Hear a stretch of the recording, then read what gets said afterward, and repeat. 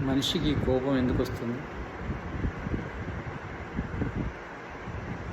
దుష్టత్వం వల్ల, దుష్టుల వల్ల కోపం వస్తుంది. ఇది మంచివారి విషయంలో. చెడ్డవారికి మంచివారి విషయంలో కోపం వస్తుంది. మంచితనమన్నా, మంచివారన్నా కోపం వస్తుంది. మంచివారి కోపము దుష్టత్వంపై, చెడ్డవారి కోపము శ్రేష్టత్వంపై.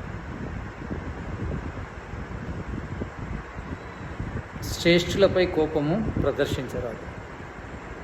ఇది పూర్తిగా నిషిద్ధం. మరి దుష్టులపై ద్వేషాన్ని ప్రదర్శించవచ్చా?